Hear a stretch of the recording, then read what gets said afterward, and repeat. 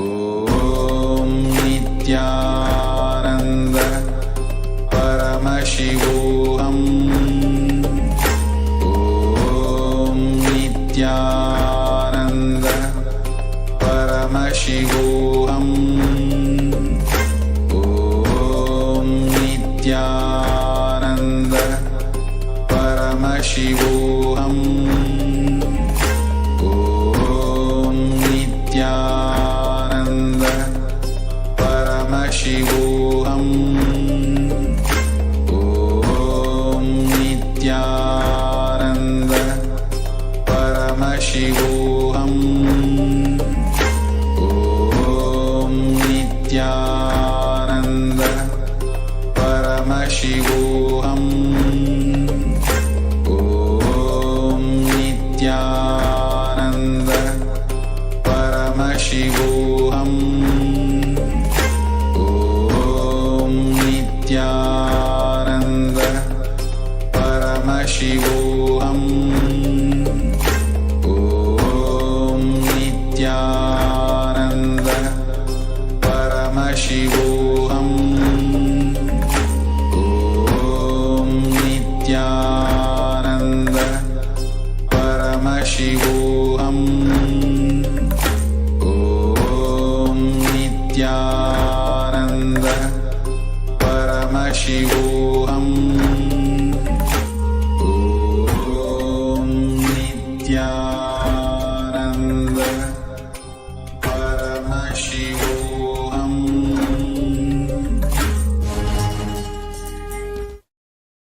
Whatever I am talking is not new to you. It is all already programmed in your DNA as cosmic truths. The truths I am revealing, this is the program based on which cosmos functions.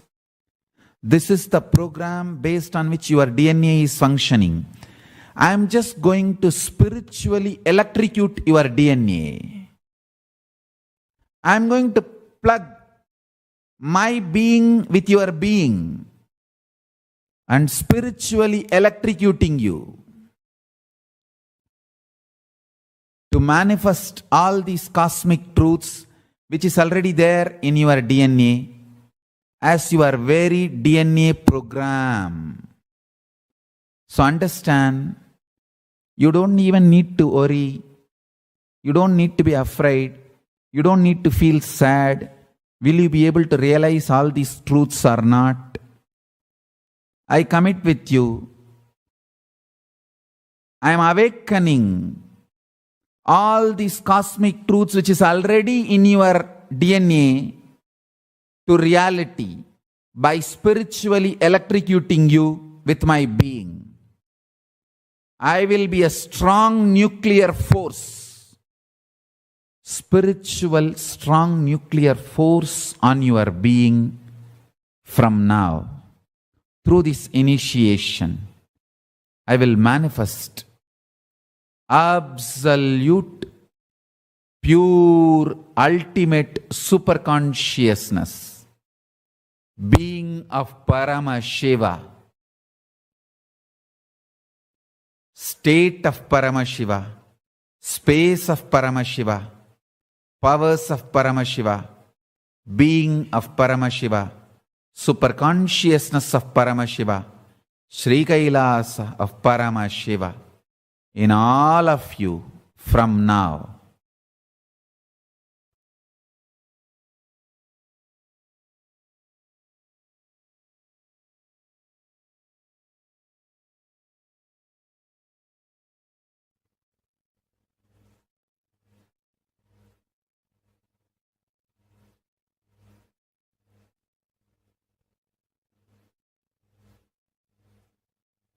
Om Nithyananda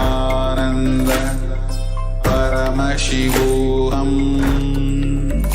Om Nithyananda Paramashivoham. Om Nithyananda Paramashivoham. Om Nithyananda Paramashivoham. Om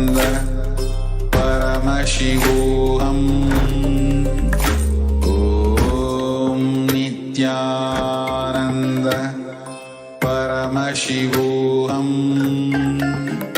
Om Nithyananda Paramashivoham. Om Nithyananda Paramashivoham. Om Nithyananda Paramashivoham. Om Nithyananda Paramashivoham. Om Nithyananda Paramashivoham. Om Nithyananda Paramashivoham.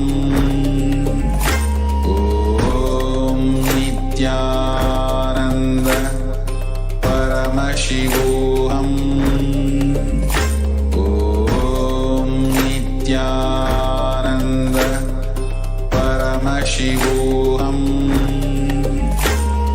Om Nithyananda Paramashivoham. Om Nithyananda Paramashivoham.